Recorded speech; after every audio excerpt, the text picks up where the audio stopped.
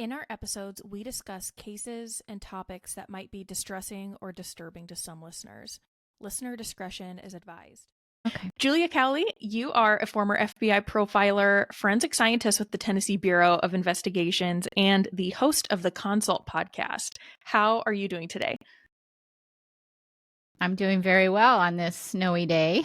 So I know in listening to some other interviews that you've done, you have always been a huge fan of true crime. When do you remember that being something you were interested in? Very early on, my mom was reading Helter Skelter by Yes. Vincent Bugliosi, who prosecuted Charles Manson and the family there. And she was reading it. She was a big true crime fan. Sounds like a weird word, but that's what she was. She read a lot of true crime books.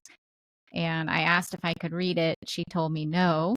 I think I was in middle school. It was pretty early on. And I read it anyway when she was done with it. And from then on, that was really my only interest. I liked sports and I did that. So it was somewhat normal in some ways, but all of my reading, that's all I ever wanted to do was read about true crime, murder cases, just had a fascination with it, particularly the investigative side, how they solved it, the case. And I really love to see people get caught. Definitely. I grew up watching like CSI Las Vegas and NCIS with my dad.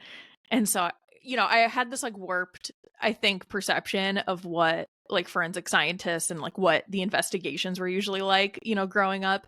But that definitely was something I think that got me into the genre. And so your love of true crime, was that what pushed you to kind of pursue the career path that you did? And definitely. Yes, that was all I ever. Well, I guess that I didn't really know until maybe toward the end of high school what I really wanted to do. It didn't really materialize for me until, back in my day, we had these big books. They were like the size of phone books, and they listed all the different potential college majors. And I was thumbing through it, trying to think about what am I going to do? I mean, I like sports, I like true crime, but I didn't really realize I could make true crime my career in a way. And I found something that was listed in the book called police science, which was basically forensic science as we know it today. And I thought, that's what I want to do. I think that would be very interesting.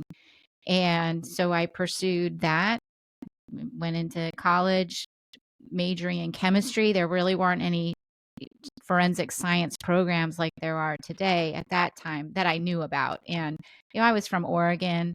I planned to go to college in Oregon to the state school anyway, and there wasn't a forensic science program, but I figured chemistry would be a good base for that. And so that's what I did. So yes, I knew what I was going to do. And I didn't know, I think, that I would be in the FBI, but I did have an early love of forensic science. Out of college, was your first job working with the Tennessee Bureau of Investigations? No, my first job. So I went from college into graduate school. And during grad school, I worked temp jobs. So I would, if somebody was absent from a position, such as administrative assistant, I'd go fill in for a day if I could, if my classes allowed that. So I did that. And then when I graduated, when I got my master's, I couldn't find a job in a crime lab right away. So I worked for a biotech company doing research for about not quite a year. So I was just doing some bench chemistry for that company. And then and during that time, I had done a few interviews with crime labs, and which, at the time, most of the work was in state laboratories.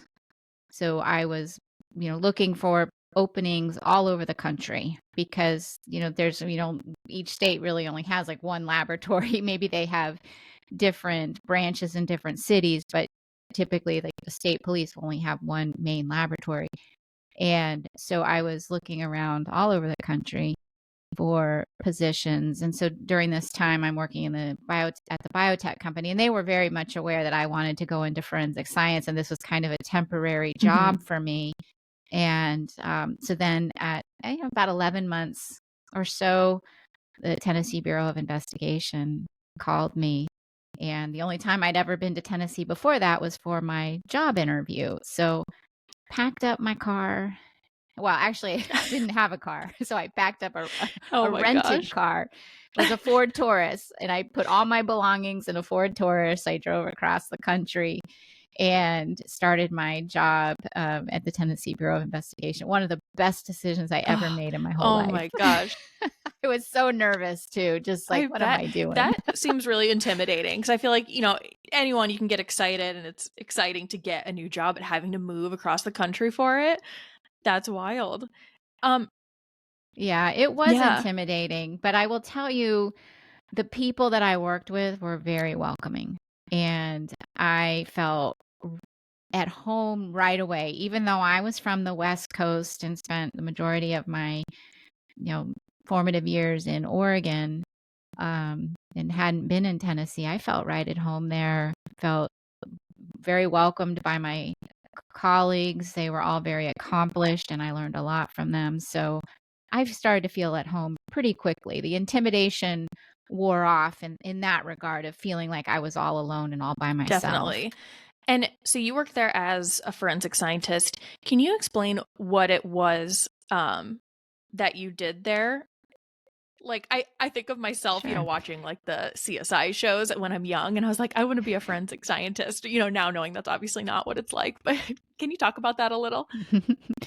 Sure. So when I was offered the job, I was given some choices to be a drug chemist in Chattanooga, but I wouldn't be a member of an evidence or a crime scene response team.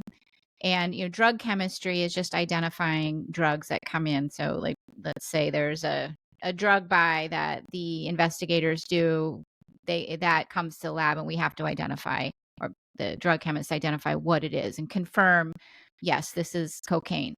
Or I could be a toxicologist and work in Knoxville and be a member of the crime scene team, which meant I would be going out to homicide scenes, processing the scene, collecting the evidence. And that's what I really wanted to do. And I also felt, either drug chemistry or toxicology would have been, I was qualified to do that because I had the degree in chemistry. So that was right along the lines of what my background and my training had prepared me for. So I chose the position in Knoxville. So my day job was analyzing, bloods, biological fluids for drugs, alcohols, toxins. I did a lot of DUI cases. I did medical examiner cases. It was interesting. And then I was also part of the crime scene team, and we would get called out. It could be any time to go to a crime scene to process that scene. And the scenes that we went to were strictly homicides. And at the time, I don't know if this is still the process, probably, the assistant director of the Tennessee Bureau of Investigation, who was also the director of the laboratory, would make the determination if this was a real whodunit sort of or type of crime, and then would make the determination if he would deploy a team. So once that determination was made, and we would go to these homicides that typically were whodunits, and they weren't clear cut, and we would help the smaller departments that maybe didn't have access to the resources that like the larger cities would have. Like, for example, working in the metro areas of Nashville or Knoxville or Memphis, they had their own departments, and they were pretty well equipped to handle crime scenes. So we would go out more to the rural areas of Tennessee. And how long did you work then with the TBI?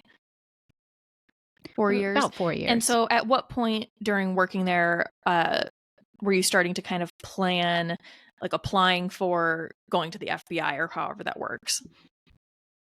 Well, I had a coworker who had applied to the FBI about 2 years before I made my decision to apply, and it was somebody I had a high regard for, somebody who had trained me in the processing of crime scenes. And so when he applied, I don't know that I was thinking I would do it.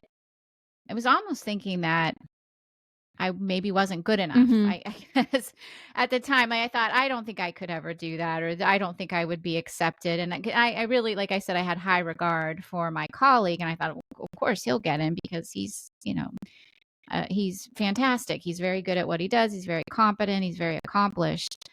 And then, and I think around the same time or about that time, I had read some other books about profiling, and I thought, maybe I want to be a profiler someday. Or so it was about 2 years after he applied that I made the decision that I think I want to try to become an FBI agent, and realizing as well that I was pretty happy with what I was doing. I really did enjoy the work. And so if it didn't work out, that was going to be okay. I set my expectations to potentially not be Mm-hmm. accepted. So it was about 4 years in, maybe 3 years in, that I really started thinking this is where I really want my career Okay. to go. And what is that application process like, and like interview structure for going into the FBI?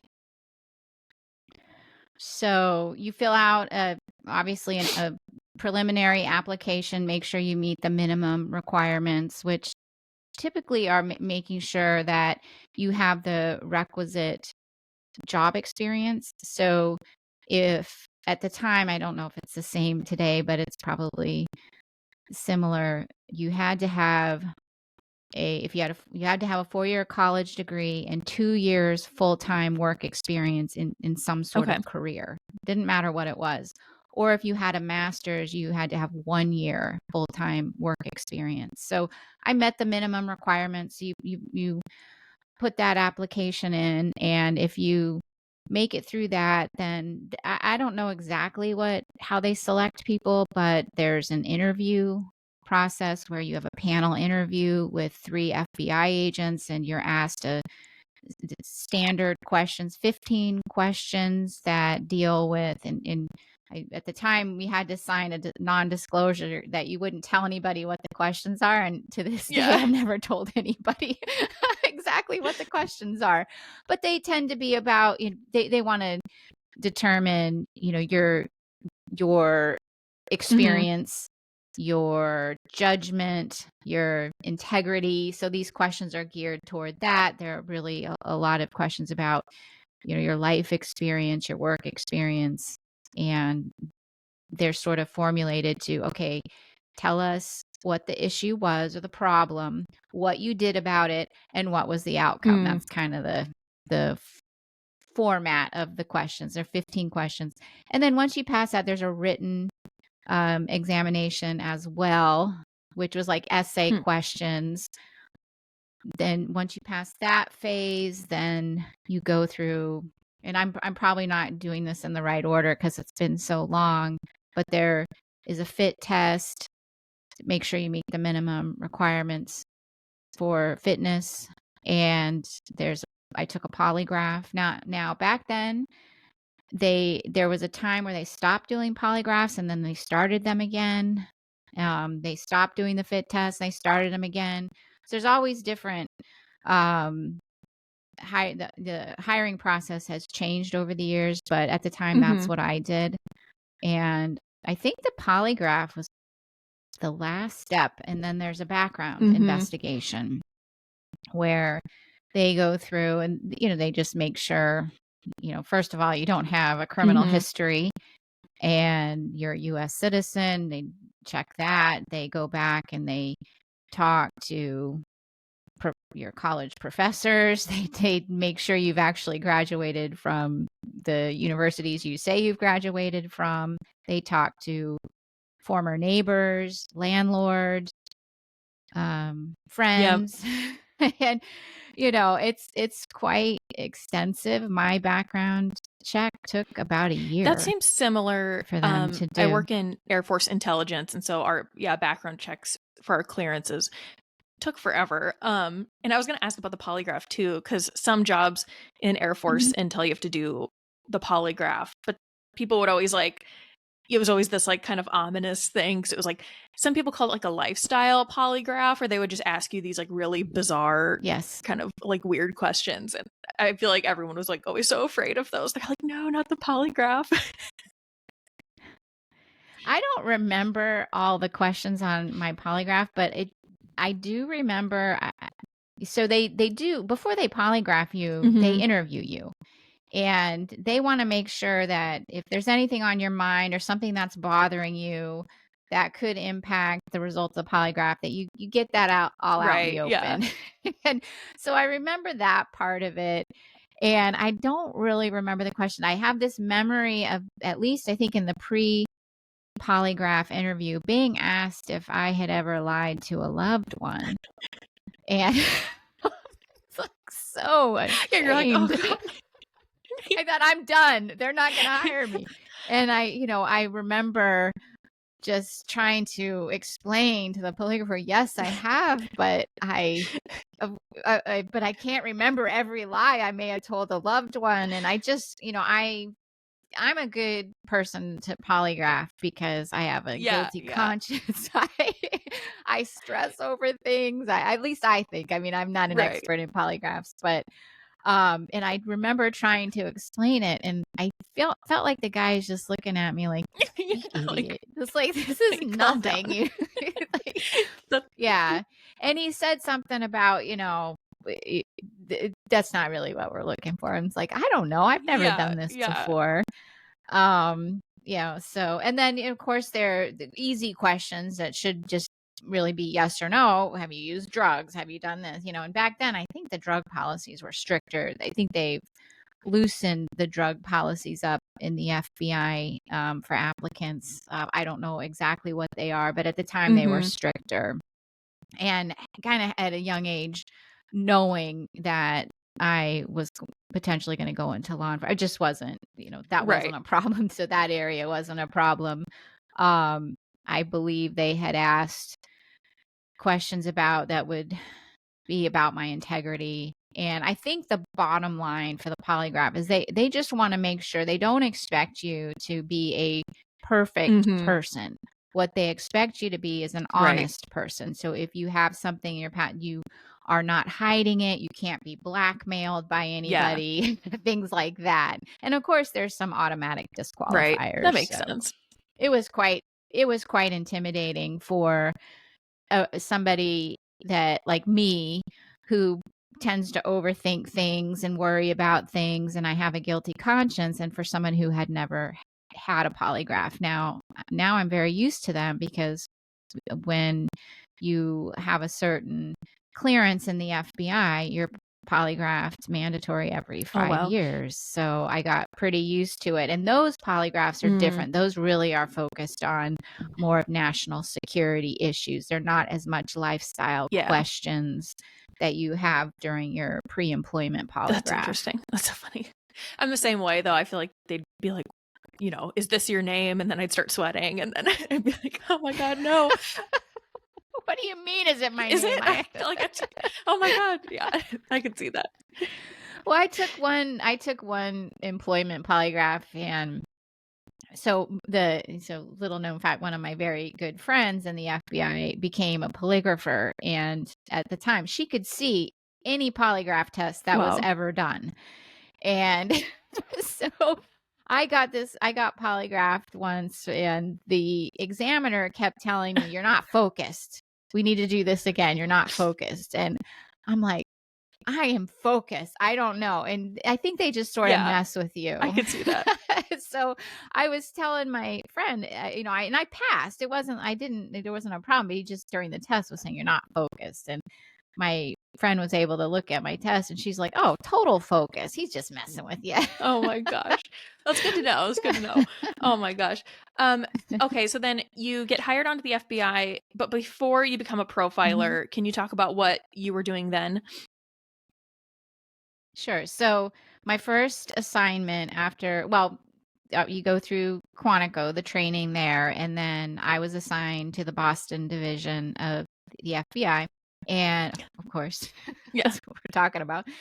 And my first assignment was to a white collar squad bank fraud, which I was sort of surprised, and I had no experience in financial crimes. I mean, I had taken a lot of math in college because of my chemistry major, but I really wasn't financial. I just really didn't know a lot. I had a checking account, I had a Right. savings account. So that was, a learning curve. But the thing about the FBI is it's the needs of Right. the Bureau, and they don't necessarily take into account all the time. Sometimes they do, particularly if somebody has a really, unique skill set that is needed somewhere. But, somebody like me that came in under what would be known as like the diversified track, they just had an opening on that particular squad. At the time I was graduating the academy, that's where I went. And I don't know that I was disappointed. I knew I could go to anything. I knew I could work white collar. I knew I could have worked violent crime. I at the time thought I wanted to work violent crime. I thought that was more suited for me. But the priorities of the Bureau came first, and the violent crime was not a priority. White collar crime was a higher priority. They needed people there. That's where I went. And although maybe my initial reaction was slightly disappointed, it turned out to be a very good assignment. And I, looking back, I wouldn't change a thing. I remember you saying in a podcast that I think someone from the FBI had spoken to you in some setting or whatever, but said that basically the chances of getting into the BAU were essentially zero. Yeah, so that happened in graduate school. When I was in grad school, we had an FBI agent come talk to students, and at the time, people, profiling was just sort of becoming known, and a lot of people were wanting to join the FBI to become a profiler. So one of my classmates had asked, what are the chances of becoming an FBI profiler? And the agent said, zero, and he held up his hand like 0. And I'm like, that's not possible. But it clearly letting us know if you're joining the FBI with the goal of becoming a profiler, you need to understand that the chances of that are very slim. He was setting our expectations, and so and it's not like TV or the movies where you just walk right into the FBI and you become a profiler. So I knew, I needed to really like what I was doing. And then, after I did the bank fraud, I went to a public corruption squad, which is what I worked for, a number of years. And I loved it. I absolutely loved it. And like I said, I wouldn't change any of my assignments looking back, and thinking that, never thought when I joined the FBI I would be working corruption, and turned out to be one of the highlights of my career. In that is a lot of variety. I worked with great people. I still, most of those people on my squad are all still my friends. I mean, that's how rewarding it was to work that. And but all along, just realizing, okay, I know the chances. I may have come into the Bureau wanting to be a profiler, but if I never get that opportunity, I love what I do. And I think that was the message that agent was trying to send. It's like it's not like the movies, and it's not like Silence of the Lambs, which, it's not, that's for sure. Definitely. That's a good attitude, I think, to have going into it, though, because you know, it's like you don't want to get your hopes up. You obviously like want to always strive to do what you want to do and achieve what you can in life, but I think it's like you got to have the right mindset, or else you're just kind of setting yourself up for disappointment. Um, so Yeah. what is like the hiring process like to get into the BAU when you're with the FBI? It's like any other Okay. promotion in the FBI. So in the FBI's BAU, the agents are what are called supervisory special agents, even though they don't supervise anybody. But so you go from being a special agent to a supervisory special agent. And so the promotional process, at least at the time, was you get a series, I think, of 8 competencies, which would include, depending on the job, it could include things like integrity, judgment, criminal investigation. Give examples. So you have to give 2 examples of whatever that competency is, and those examples have to be verified by someone that says, yes, this person really did do these things. They're not lying about it. So you fill out this application, and it's pretty difficult because it's limited to a certain amount of words, and it's kind of similar to the original application process where you really just have to, okay, state the problem, what you did about it, and what was the outcome. And that's the format. And so you write that out and submit it. I didn't have an interview process. I know some jobs require the interview process, but there wasn't an interview. There's a group of people that review the applications, they rank them, then they send them to headquarters. There's a group there that will also make sure that these applications were properly ranked, that they were based on the appropriate criteria, that there's no funny business going on, like they're trying to get a friend to their job or something like that. So there's these checks and balances. So that was the process. It's intense in the writing portion of it, but there was, like I said, there was no interview. Now, that being said, with a job like something in the behavioral science or behavioral analysis unit, most of the people already know you because you've already engaged with them. So one of the things I did when I was in Boston working just as a regular case agent, I also applied to be what's called an NCAVC coordinator, the National Center for the Analysis of Violent Crime, which is the section that all the BAUs fall under. And so I was a coordinator, which meant I would be the liaison between the local police departments up in my territory and the BAUs. So I would facilitate the work.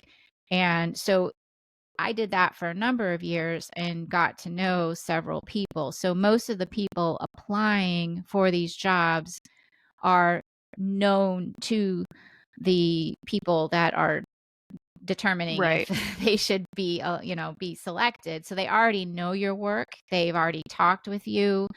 At least that would be ideal. And I was what I would consider a pretty active coordinator. I mean, because that's what I wanted to do. And luckily I had a supervisor in Boston that gave me that opportunity and allowed me to do that.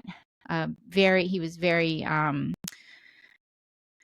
very supportive of the agents on his squad of their career aspirations, and didn't try to, in any way limit us. So I was very active, and I got to know a lot of people at the BAU. So they were already familiar with me when I applied for the job, and so that worked to my benefit. And when did you find out that you got the job? I don't remember the exact date, but I do remember my supervisor calling me. I was at my desk, and one of the things that they do when they notify somebody that somebody gets a job, it goes into like a Mhm. main email. And then there's a person that distributes that. So it didn't come directly to me. Somebody in my office got that email and then directed it to my supervisor. It's kind of the chain of command thing. And then it's, my supervisor can either send it to me or let me know. And so my supervisor calls my desk from his office and he sounds mad. He sounds like he needs to talk to me. He's like, get up here or something. And I'm like, oh my gosh, what have I done now? And, and then he'd already gathered people around. And, I forget exactly what he said, but he told everybody that I got it. And I just, Oh my oh my gosh. gosh. And then I thought, Yeah. what have I done? Now I have to leave. And I did have this sadness too, because I had so many good friends and so many good experiences. And I was kind of sad in a way too. Like, I'm going to leave all this behind, for the unknown in a way. Oh my gosh. Yeah, It was bittersweet. exciting. Yeah, it's oh my gosh, that's so fun. Okay, so then moving over to the behavioral analysis unit, is there like an onboarding process? Do you guys go through training? Can you talk about what that's like? Yeah, so it's about, at least when I was there, it was about 16 weeks of classroom. So various lectures from experts in the field. We had case presentations. We spent a week at a medical examiner's office in training there, saw autopsies. What else did we do? We spent a day, or maybe we did even more, at the laboratory, learning about the different sections of the laboratory, because part of our job at BAU too is also reaching out to other experts. If, for example, if you have an unusual case or some evidence you need explained to you, or what does the meaning of a lab report, you have points of contact to call. What does this mean? Can you explain these DNA results to me? Things like that. And so this just kind of exposed us to all the different things the other experts we might need to use. So what else do we have to do? Also, part of the training process is to sit in and participate in a number of consultations in different areas. So I was assigned to the Crimes Against Adults unit. That's the unit I applied for, but I still had to do a number or participate in a number of consultations in the other units. And I also had to, profile. So not necessarily profiling offender, but doing certain cases in other units. For example, we had a terrorism threat unit and I had to work like 2 cases there. So it wasn't necessarily a profile, but I might do a threat assessment in that. Or crimes against children, I had to work 2 cases where I was like the lead profiler in one of their, in their cases there. And you also, during this time, you are working alongside certified profilers. So it wasn't like I was just on my own, but they're there to provide guidance and, be your partner in it. But really the work is on you. You're still doing it, but you have a lot more oversight. So you do that. There were other various training classes we had to take separate and apart from our 16 weeks. We also had to do some teaching. Part of our role at BAU is also to teach others. So there was some requirements to teach within the FBI and teach outside the FBI. So so once you get all these things done, there's like a checklist. And depending on your caseload and how diligent you are, it takes about a year to get it done. I was going to ask, I always ask these boring logistical questions, like how do you organize your people and stuff like that. But that's okay. I figured you guys had sections where it was kind of divvied out by maybe like types of crimes. You had crimes against adults, crimes against children. You had a terrorism one. Were there other sorts of groups? So when I was there, it was threats and terrorism. That was one unit. And so they would do terrorism/threat assessments, and those could be separate cases, or, but it could be a threat related to terrorism. It could be a threat just related to a potential school shooter, let's say. So, and then there was crimes against adults and crimes against children. So that was it. And then we had the separate VICAP unit, which is the, the unit that collects all the data and makes matches. So that unit had analysts in it that would, and so we wouldn't necessarily profile those cases, but that's the violent criminal apprehension program. And so those were the units there. Now, since I've left, they've expanded. They now have a cyber unit, and they also have like a research unit, or something's dedicated to research. So it's expanded, and it might not be called a research unit, but that's the idea of it. That makes sense. Okay, so you, I know, worked on the Golden State Killer case. So when you became fully certified, or whatever they call it, after you go through all of your training and stuff, so say you get a case, how does it look like? Where do you start, and what are the steps that you take before you get to your ultimate profile? So, I mean, that case was, really just starting from the very beginning. But, that case was different than the normal cases we did. Most of our cases, I would say most, were single homicides. And at any time, any agent in the unit could be working on a serial case. But it could be something that's really old from a long time ago. It could be an active serial case.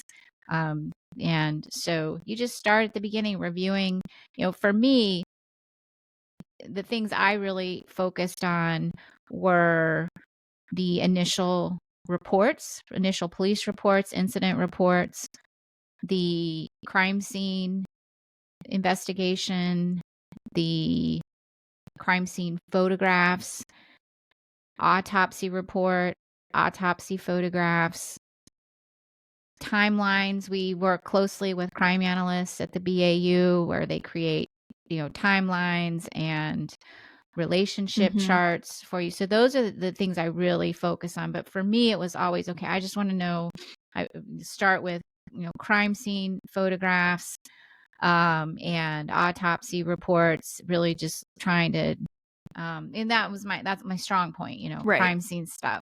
So that's where I would start. I think everybody has their own process, but for me, going much beyond that, particularly if it was a old case where there was just a lot of noise, a lot of, potential suspects here. And, you really want to try not to be too influenced by that.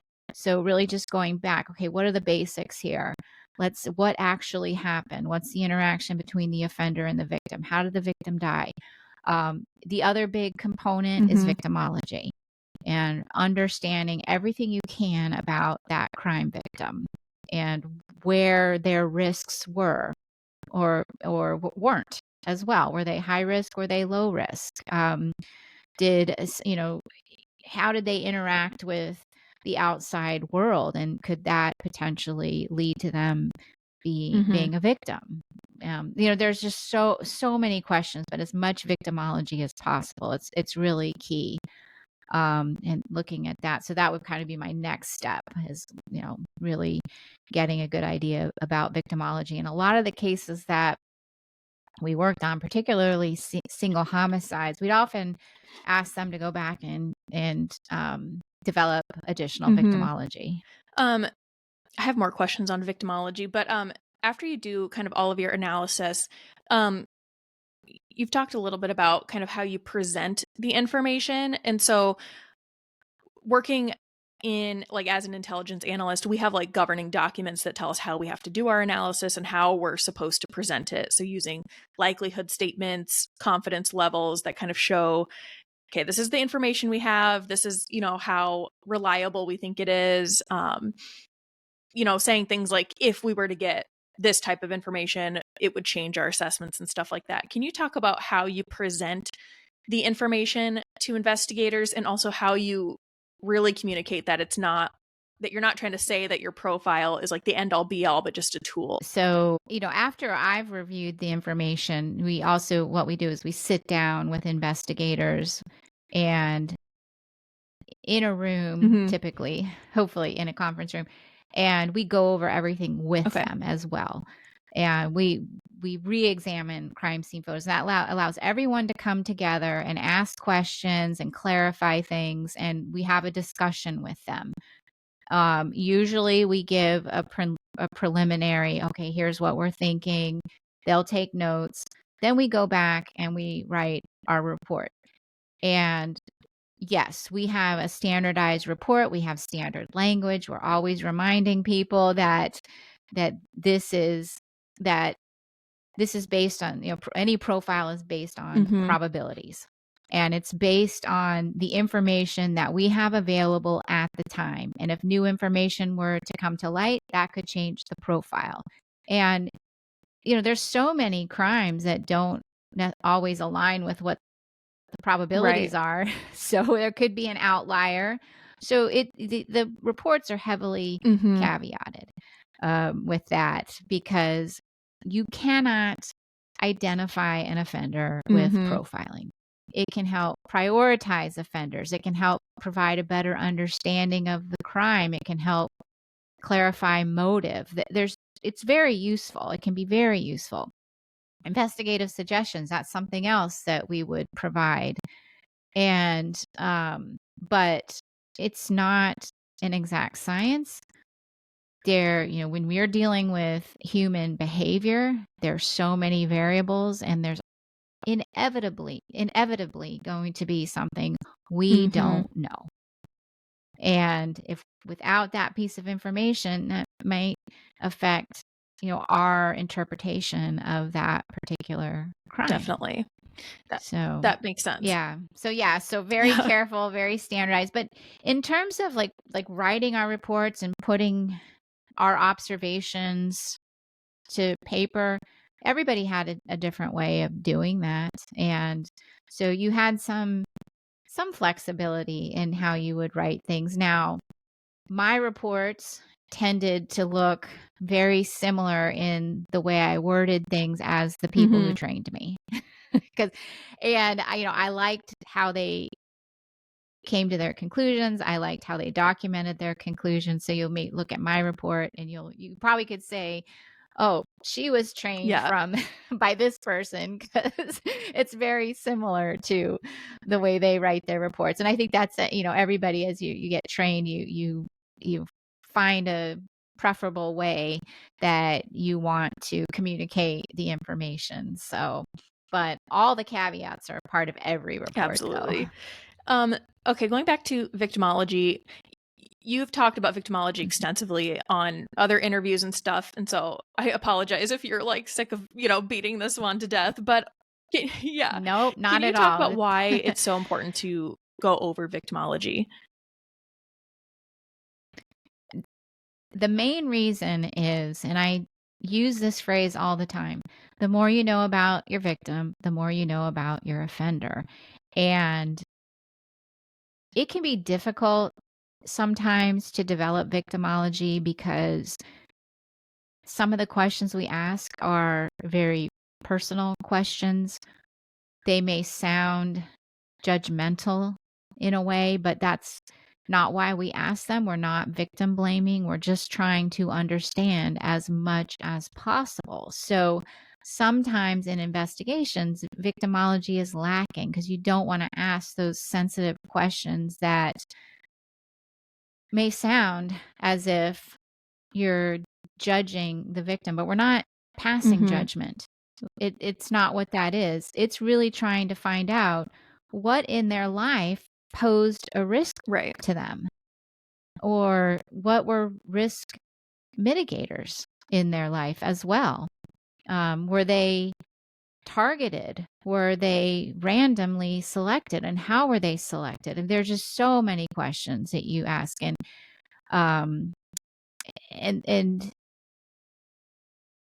it can be key to understanding like a particular motive. And I had a case where there were a lot of different theories. It was a double homicide, a lot of different theories as to why the victims were selected. And a lot of them had to do with, well, maybe they were involved in drugs, or maybe this was because somebody was getting revenge on their parents who were involved in drugs. And what turned out, that wasn't true. So, and just as I developed more of it, and this was all just speculation on the part of the media, even law enforcement was like, maybe this, maybe that. But it's like, well, let's find out. Let's really take a look. And so we would send out, what we do is we have investigators give questionnaires to the people that knew the victims, and they fill out these questionnaires. And what, in that case, what I determined is they were very low risk. There's no indication they were involved in drugs. There was no indication they had any relationships that would have posed any harm to them. They were adored by their families. They were adored by their friends. I mean, and so what really started to materialize for me was that this was more like a random crime, and whatever motive the offender had to kill these victims was developed in a very short period of time. This wasn't somebody who had this long-standing retribution against these victims. Now, I could be told that could have been, there might be a significant piece of information I was lacking, but based on the information I had at the time, that was my assessment. So that really just went to their motive, and that understanding their victimology was key for me in that case. And that's just one example that victimology becomes key in a lot of cases. Now, when victimology becomes less important or not as significant as like if you have a series of crimes where we look at victimology collectively as opposed to each individual person's victimology, like Golden State Killer. Many of the victims were low risk, and their selection was based more on where they lived and who they were in terms of their characteristics versus their lifestyles and their individual. It just was more of a collective. So it becomes a little less important. It becomes important in understanding, okay, here is the type of person he's likely going to select, but we didn't need to know every single little detail about every single victim in that particular case. How would your maybe analysis of like the Golden State Killer case change if all of his victims were more on the high risk side? What would that change about kind of what you thought about him? Well, if they were more on the high risk, and typically, as we would be talking about maybe somebody that was involved in sex work or something, and somebody, so it would potentially change what we thought his selection process was, his background potentially, because the reason why these victims, partial reason why Golden State Killer Joe D'Angelo, as he was, identified and convicted of those crimes, he was going into homes in the middle of the night, and that is high risk offender behavior. So, but it also makes the victims lower risk. So that gives you an insight into who he is. He's a burglar. And when you see that type of crime where someone's going into a home and attacking relatively low risk, law abiding citizens, you start to get this, okay, maybe he's got a history of burglary in his past, something like that, versus somebody who is selecting a higher risk victim, say who's out on the street or walking down the street, who's not in the comfort of their own home. That might indicate something else about who they are and what their background might be. So that's just an example. And then also, a lot of killers do target the high risk victim because they're accessible, and they are, and it becomes a lower risk crime for them because they can't necessarily or as easily be connected to a victim. So, that also gives you some insight into the victim selection process that the offender is going Definitely. through. On your podcast, you and your colleagues will discuss the behaviors that offenders are kind of exhibiting, and they always seem to, not always, I guess, but a lot of the times they seem to be driven by these fantasies that the offenders have. Can you talk about what that means and how, because in my head, it makes me think that it's like a sexual type fantasy, but how is that different than someone who has, a regular person who has a sexual fantasy or fetish, but doesn't resort to criminal behavior? Can you talk about the differences? Mm-hmm. Well, most of the time when we're talking about these fantasies or these crimes that are based on fantasies, we're talking about sexually motivated homicides. And, there's everybody has fantasies of things, but very few actually act on it. And I would say, a percentage of those people who have fantasies have violent fantasies, and an even smaller percentage of those will act out on those violent fantasies. And so that's what we're talking about when we're talking about, it's based on fantasy. And that's the question. That is the question I wish I had an answer to. Like, why would somebody decide to act on a fantasy while others don't? I'm not sure. I wish I knew.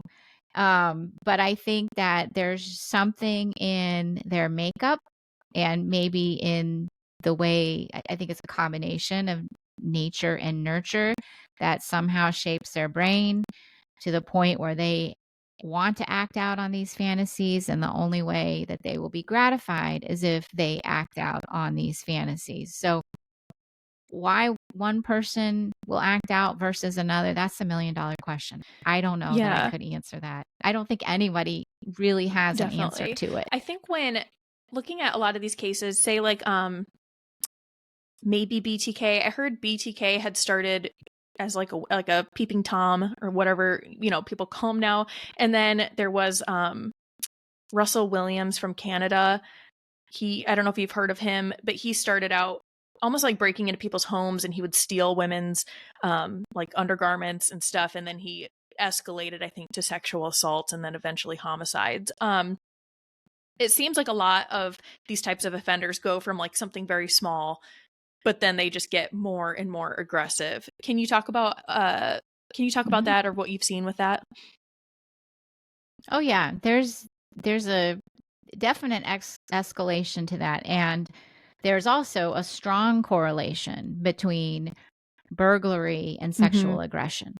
And I'm not saying every burglar is going to become a serial murderer or serial rapist, but there has been research done to suggest that a lot of offenders, sexually motivated offenders who have murdered, have a history of burglary. And when you have, and it's burglary that is motivated by something other than financial gain. So typical burglary, somebody goes in, they grab some items that they can sell or that have financial worth to them, and they try to go into a home where nobody's there.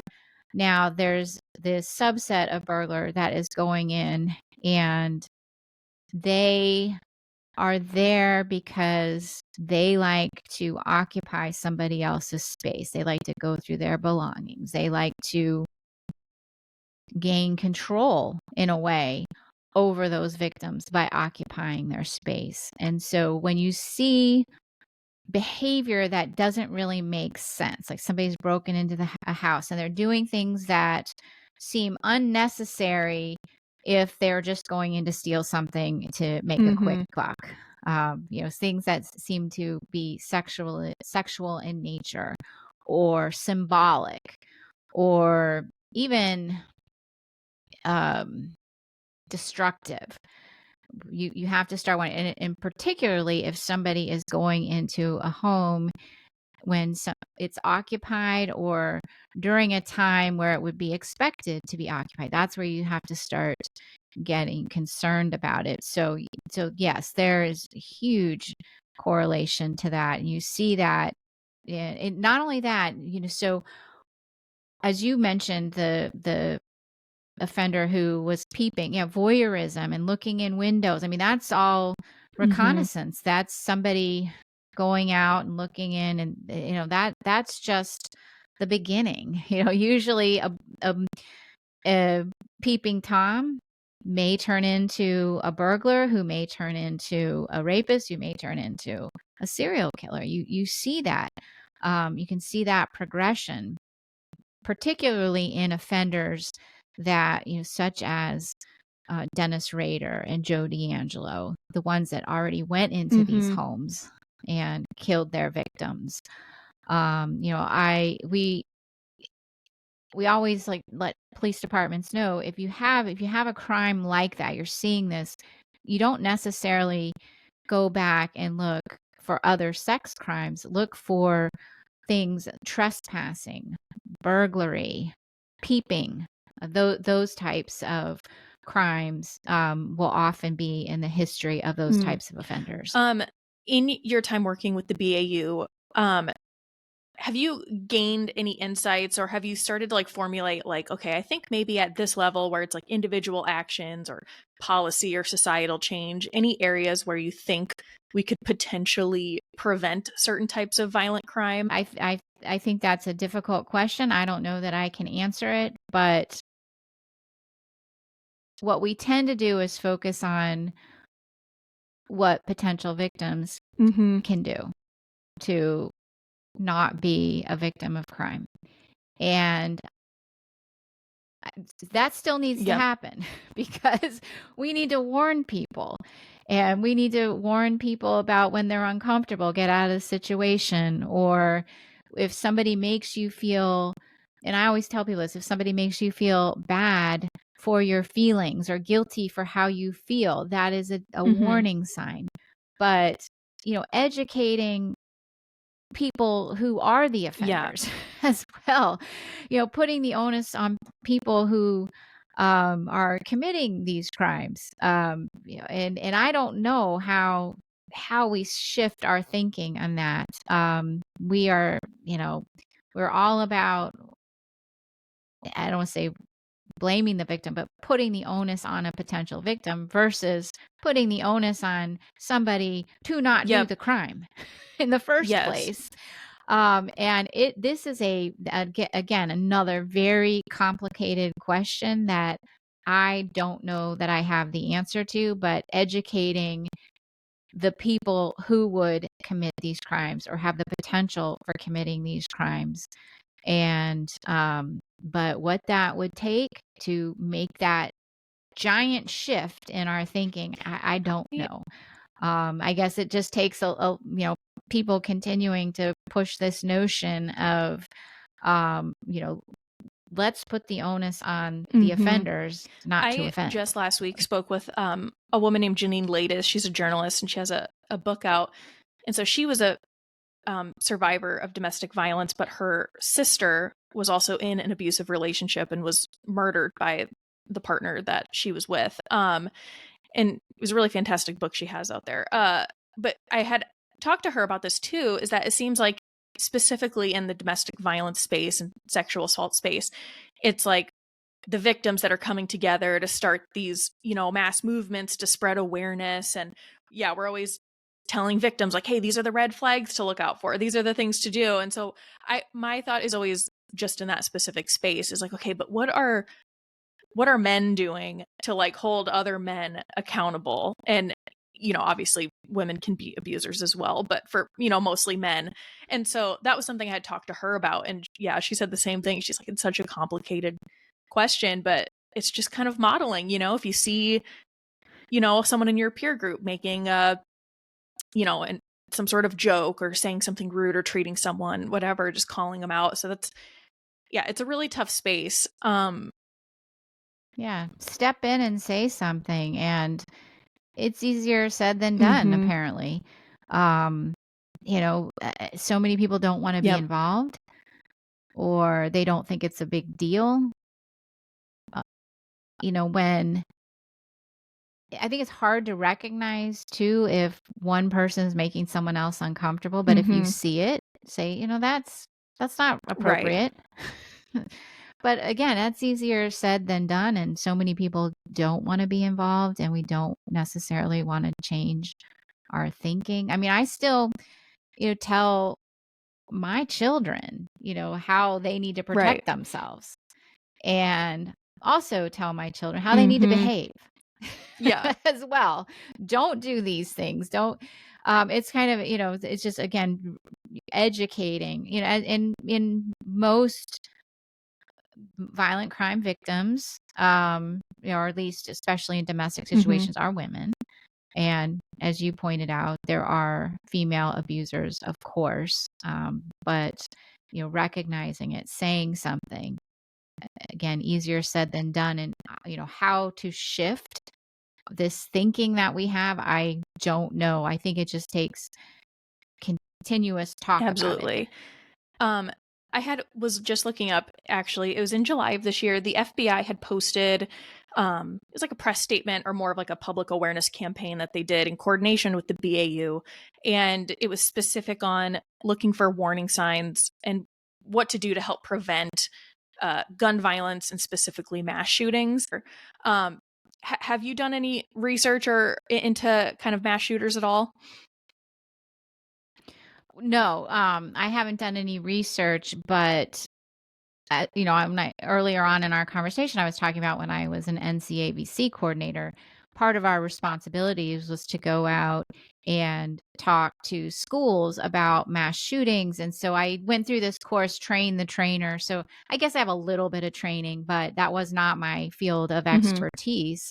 And, this was also educating what to look for, Yep. leakage, people saying that, just giving kind of an understanding. And when I started, we were still saying, mass shootings in schools are very rare.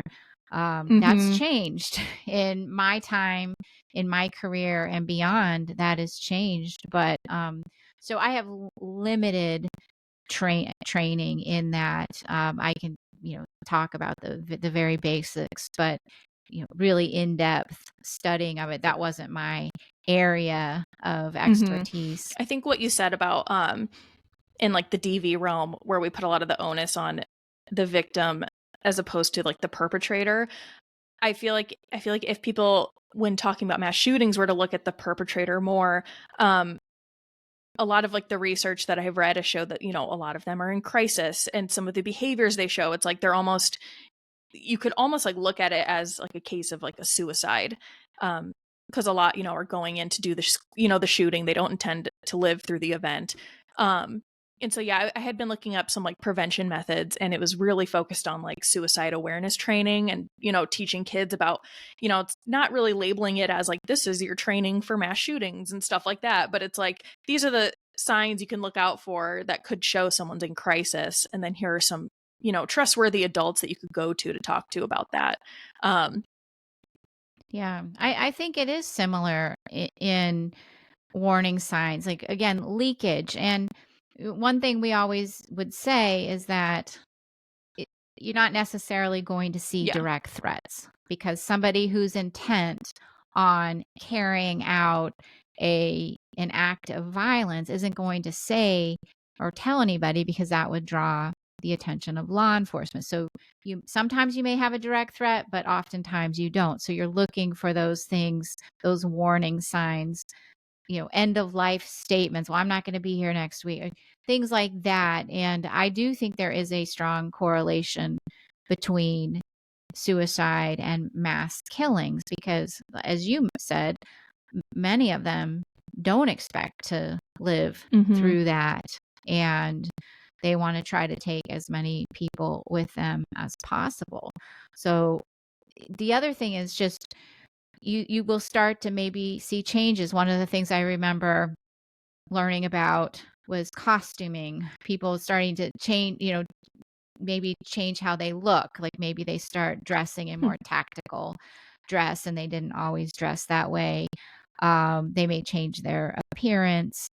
They may make end of life statements, videos, writings, you know, contextually inappropriate collection of Mm-hmm. weapons.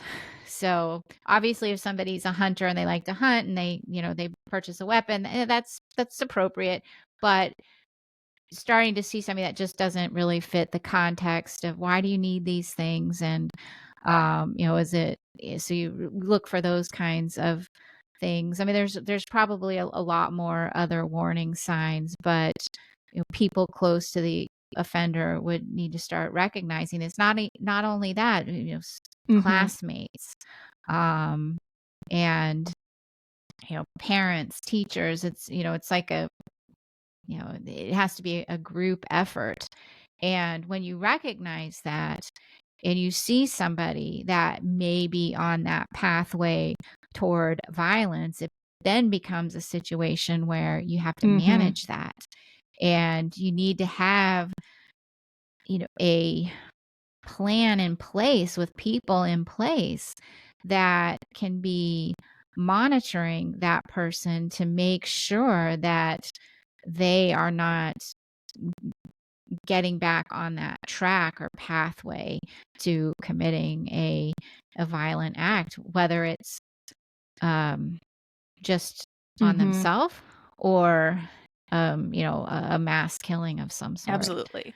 Yeah. The research on how to respond to it is interesting, because I think the way that you respond can also either make it better or worse or whatever. So that's, I think, definitely something I need to do a little more research on. But yeah, it's complicated because while there may be similarities in the individuals that we see who commit these mass murders, they're also individuals. And so what might work with one other person might be something that is, absolutely the wrong thing to do with another person. So it really is, having this set it up for the individual. And so many schools now have these threat assessment teams.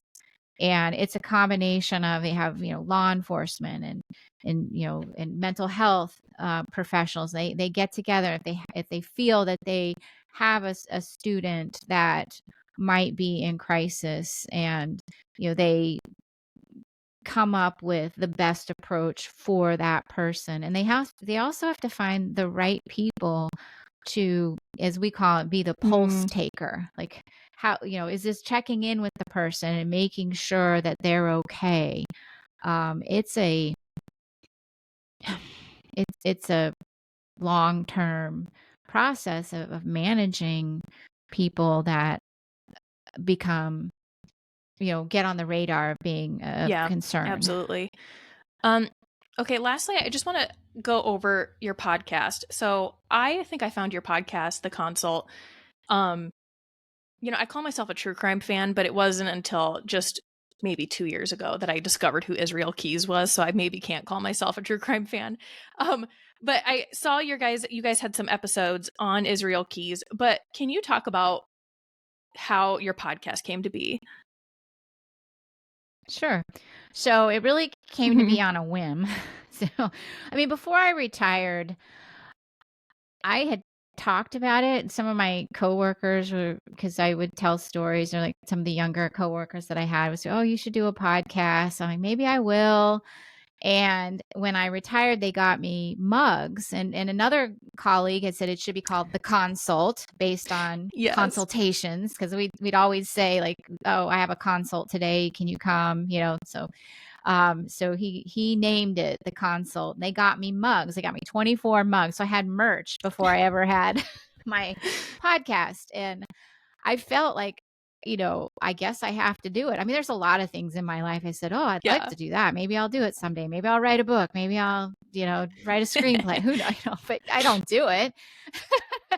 But when you have the merch, you had to do it. So really, that's how it started. And I thought, well, why don't I just get a couple of my other retired colleagues on the show, and let's just talk about some cases. Let's talk about the behavior that we see in these cases that we worked on. We've also now covered cases that we didn't actually work on. We've covered solved cases. We've covered unsolved cases. And it really started out, let's just talk about this. And it's evolved since we started. I think we're getting better at what we do in terms of putting together a show. I mean, it's Mm-hmm. unscripted and it's really what it is like when we're talking about stuff at the BAU. That's what, when we get together to record now, it's exactly how it is. We just talk about behavior, what we see, victimology, all of that. And it's a focus on criminal behavior before, during, and after the commission of the criminal act. And sometimes I now have interviews that I do of people as well that I think are interesting and related to behavior and related to some of the cases that we worked on. We've had former detectives on our show, and I've also had a prosecutor on my show as well that oversaw the prosecution of a case that I had profiled. So it's all kind of a mixture, but the focus is on criminal profiling and criminal behavior. One thing I really appreciate about your podcast is like having listened to other podcasts, sometimes I really only listen to, I think, you guys and the prosecutors right now. Those are like the only two that I can kind of handle at the moment. Because it seems like some other podcasts, they focus on these like gruesome details, but for no reason other than it seems just to kind of like sensationalize it. And what I appreciate about your guys' podcast, and I don't think there's any other podcast like it, is it's really educational. And it's like you're obviously talking about these gruesome details of it, but there's like a purpose behind it. You're not just putting it out there for this like shock factor that I feel like so many other creators tend to do. And you just had a good podcast too with Brett Talley from the prosecutors talking about true crime ethics and stuff like that. And so that was kind of like, I think one of the things that drew me to your podcast was it was educational and you're very victim centered. You said at one point, I can't remember when or where I heard you say this, was that you guys weren't intending to do this podcast long term. Has that changed? I don't think we ever, so nothing's changed. I think we set out to see how many episodes we could do or wanted to do with no set time. And, I had started the show, took a hiatus from it, came back to it. Listeners don't like that, by the way. But it's all, it's really just about like us and what we can do and what's good for us. So that's what I have to remind as well, but I don't know. I think we just sort of thought we'll just do this as long as it works. And we got to a point at one point that it just really wasn't working for me at the time, based on some, things in my personal life. So I just took a break from it, came back to it. Now I have a better understanding of how podcasting works and I have a better schedule. And as I become more knowledgeable, it becomes a little bit easier. But I set these short-term goals. So wanted to let's get to 50 episodes and see how we're doing. It's kind of like the pulse check of everybody. Now I'd like to get to 100 and see where we are. I think that's how I'm looking at it, just kind of these incremental, as opposed to, thinking we're going to, become huge and keep going forever and ever. I don't know that I see that happening. I find it very rewarding to do the show, particularly some of the unsolved cases that we've highlighted on our show. And while it hasn't solved the cases, I feel like we're helping to keep somebody's memory alive, to remind people, hey, this case is not solved. People forget.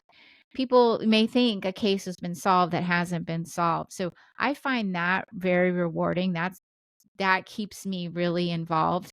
But I also want to continue to educate people covering solved cases. Like, how did this case get solved? What solved it? Did profiling assist in any way? What was right about it? What was wrong about it? And just educating people about what criminal profiling is and isn't, because we have this idea from TV. And I think it can be useful, but it cannot be the be all end all of a case either. So, Yeah, so I don't know. Short term, I mean, I think getting to where we are now was beyond my Mm-hmm. expectations. And if, we can make it to 100, that's better than probably, I don't know, 95% of people who start podcasts. But then we'll maybe continue on. I Yeah, don't know. absolutely. Well, I love your podcast. Yeah. I'll link it below. I Thank think it's you. fantastic. I don't want to take up too much more of your time. So is there anything else you wanted to add for any listeners or anything that we haven't covered yet? I don't think so. I think it's a very thorough interview. I appreciate you having me on, and I think I want to end it by wishing you the best with your podcast, and maybe some point we can collaborate again on something. I don't know how long I'm going to do this either. I mean, I don't obviously don't make money on this. It's never my intent, but kind of like what you said, I like looking at the unsolved cases that you just don't hear about all that often. And then I've talked to, a couple experts now in various fields, and I just find it really rewarding to just learn more. And I want to learn and then like share what I'm learning. And, who knows how long it'll go on. But I want to thank you so much for coming Yeah. on. Yes. Yeah, And you're yeah, I'd be welcome. happy to have you on again at any time. Thank you. Thank you for listening to this episode of Cardinal Crimes. If you enjoyed it, please consider subscribing, giving us a 5-star review wherever you get your podcast, and sharing this episode with others. You can find us on TikTok, YouTube, and Instagram with the handle @CardinalCrimes, and you can send us any case suggestions, questions, or topics you would like covered there or to our email, cardinalcrimes@gmail.com. Until next time, friends, take care of each other and take care of yourself.